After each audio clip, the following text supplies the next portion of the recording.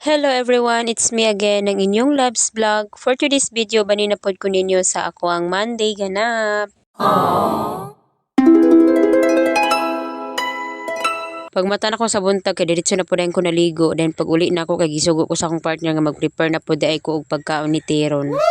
Karon man gud nga adlaw ipa-check up na nila si Teron para pod nga mas mahibal-an nato kung unsa bagid ang gabation sa bata. I-sure na lang gyud namo kung unsa bagid ang gabation ni Teron para pod nga dili pod ta mabalaka kung unsa man galon.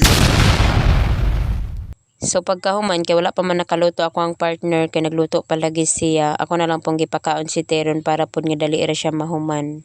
Mayo ra pod oy kay dali ra pod ni pakanon si Teron wa man pod ni siya libog kung magpakaon na ta kay munganga ni siya mokaon man gid siya. Unless na lang gyud ka nang gukuron pa na to yang baba kay magsiglihok-lihok pero kani si Teron kung pakanon kay ditso-ditso naman ni siya. Buyag man pud kay ni mo kaon si Teron bisan pag naa siya bation.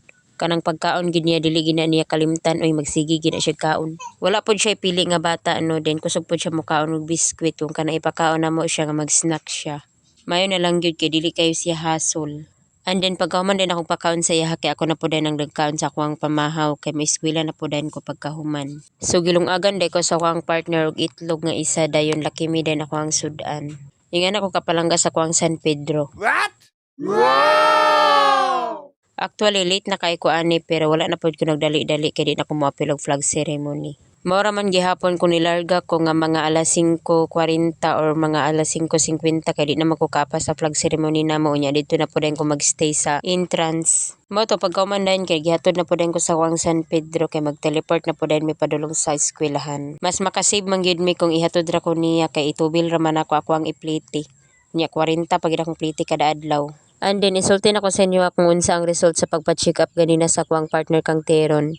Actually, na doktor daw didto din. Pag-abot nila didto kay check up si Teron ug ingon sa doktor, mao daw kuno gid nakasagaraga kahitabo sa mga baby karon ng hilantan. Pag daw sa hilanat kay nado dayon magtubo-tubo nga mga rashes. So mao to nga gitagaan na lang po din nila og tambal si Teron.